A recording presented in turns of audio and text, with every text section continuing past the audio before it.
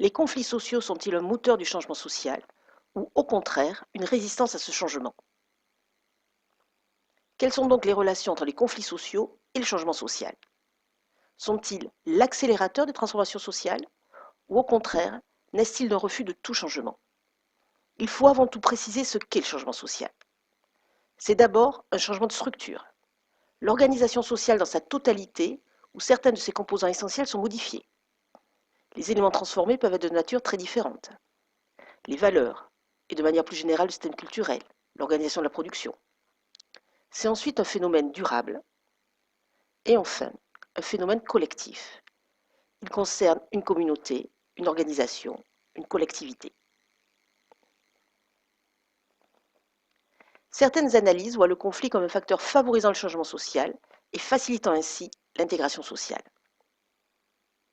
En effet, le conflit n'a pas seulement pour but de détruire une société, il se caractérise toujours par une seconde dimension, proposer un autre modèle de développement.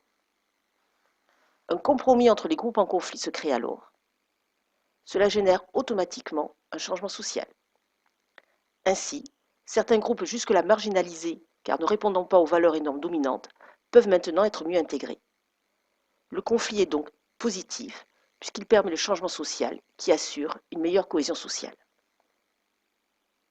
Cette conception positive du conflit est notamment celle de Marx, qui écrit « L'histoire de toute société jusqu'à nos jours n'est que l'histoire de la lutte des classes ». Ce sont donc les conflits qui sont à l'origine des transformations économiques et sociales, puisqu'ils assurent la disparition d'un mode de production et l'introduction d'un nouveau mode de production.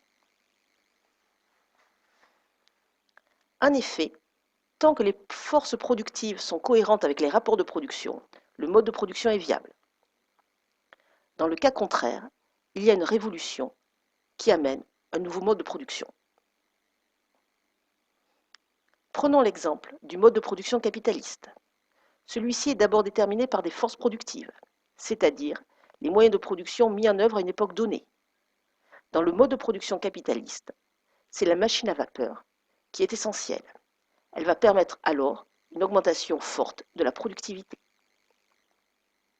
L'état des forces productives a donc des conséquences sur les rapports de production, c'est-à-dire les rapports de propriété des moyens de production.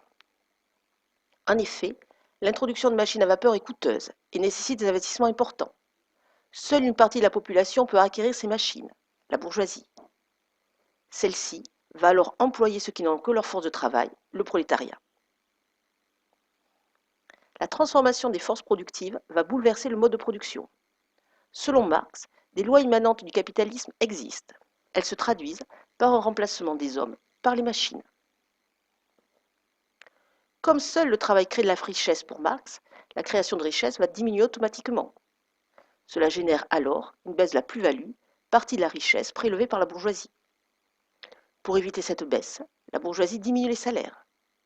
Les ouvriers prennent alors conscience de leur exploitation. Ils entrent alors en lutte. Celle-ci peut alors déboucher sur une série de révolutions et ultérieurement sur le grand soir du capitalisme, la disparition du mode de production capitaliste au profit du mode de production communiste. Le conflit peut aussi être un frein au changement social. Il peut provenir de certains acteurs qui jugent défavorables certaines transformations économiques et sociales. Ce type de conflit défensif est ancien.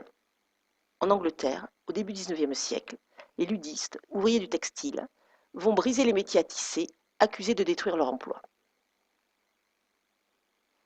Deux grands types de conflits actuels relèvent de cette logique.